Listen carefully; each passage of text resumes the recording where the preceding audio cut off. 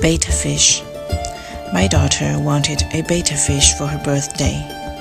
I did not know much about betta fish, so I went to the store with her. Much to my surprise, betta fish is a gorgeous creature. The fin looks like a skirt. With the graceful movement, it looks like a charming dancer, an elegant princess, a true beauty. So we brought one home and learned a little about it. It is actually a fighting fish.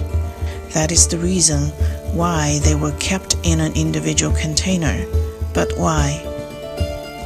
Before the fall break, we went to meet her teacher, and then we found more betta fish in the classroom. As a matter of fact, it was a project. Students form partners in raising betta fish with an ecological system. And the teacher wanted us to bring my daughters home since her partner did not want one. Now what? We purchased a bigger tank with a divider. My daughter did most of the work, getting it ready. I'm very impressed with her. She's very attentive to small creatures and animals, showing most of her tender feelings towards them and really take good care of them. After she finished her big job, she went to visit her friends in the neighborhood. Half an hour later, I happened to go into her room. One side of the tank was empty. Wow, what had happened? And then, much to my horror, I found them two were together. One was attached to the other's fin. I let out a muffled scream and frantically tried to separate them. I found a small container and scooped up one of them and began assessing the damage. One has a thin layer of the fin. Now it looked more pathetic. Some of its fins were torn, broken, shortened.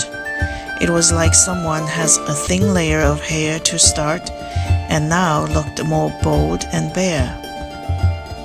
The other had more holes in his fins since he has a thick, lavish skirt to begin with, and only damage was more holes in it. What made them turn into gladiators? I looked it up on its history. The betta got its name from an ancient clan of warriors called the Betta. So they are programmed from the day one as a fighting machine. They cannot get along with any of their species, male or female. Who programmed the code? For what purpose? What we humans supposed to learn from that? Their shocking behavior really made me think a great deal afterward. I still try to figure it out what makes them fight. Jealousy? Insecurity? Narcissistic? Selfishness? Or they were just programmed to warn the human race. Due to their own limitation, at least they can only harm themselves and do some collateral damage to the environment nearby. As a cultivator, I know there are many mentalities that I need to cultivate off.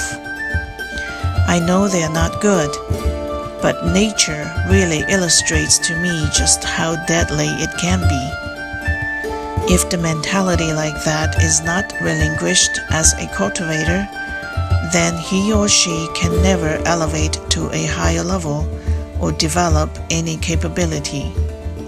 Otherwise, the Star War will really happen, and the damage done will be astronomical. Non-cultivators can also benefit from the lesson if they want to live a peaceful, happy, and content life. Let us work together to reprogram the code. We can start with being able to be more understanding and tolerant. Be considerate, concerned for others' difficulties, struggles, and worries. Be more forgiving. It is a form of wisdom, and it requires courage and compassion.